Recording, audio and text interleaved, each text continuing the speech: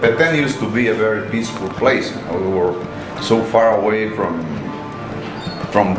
Guatemala City at the turn of the century, of the last century, 1900s. A trip to Guatemala City would last 3 months. It was on horseback, and you had to travel all the mountains to the north. And so the newspapers that were received here were received outdated 3 months.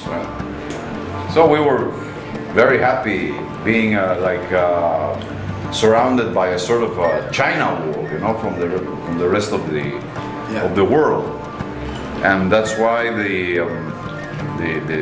Petén culture is very homogeneous within our community, because we didn't receive too much influence from the outside world. So we had our own way of our own language, for instance, which is a mixture of the Spanish language with the Mayan language, the remaining Maya, and our foods, our music, our plays, our literature is very unique if you compare it with the rest of the country and of the world.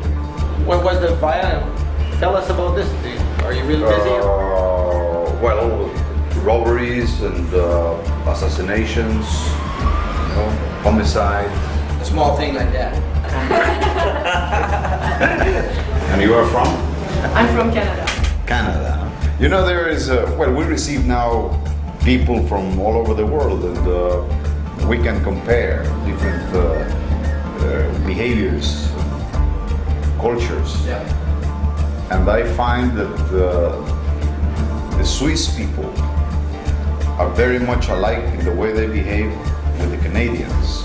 I don't know if it's because it's very peaceful over there, and it's a welfare state, nothing happens, everything's Boring. all right.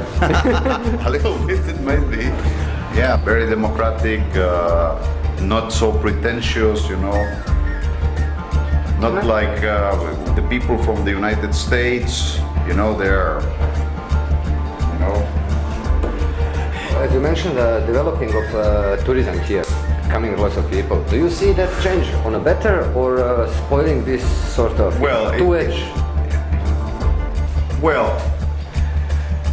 At the beginning, when in the 1960s, for instance, it was big news when a blonde, beautiful girl came down from the airplane and went to the island of Flores. It was something strange, and everybody was watching. It was very unusual. But then the changes. We have a road, and we have more communications, and we are now more used to these exchanges with people from other latitudes, and our own traditions are changing very fast. Yeah, we had, for instance, some plays that were executed, were performed during the fairs, the annual fairs, very traditional with marimbas and our own disguises and things like that. And all of a sudden, Mickey Mouse appeared among these parades, and so things are changing very fast. The people are getting polluted, I would say, by the people who come here. And ambition, which was one of the elements that we could perceive that kept this tranquility before. There was no much competition.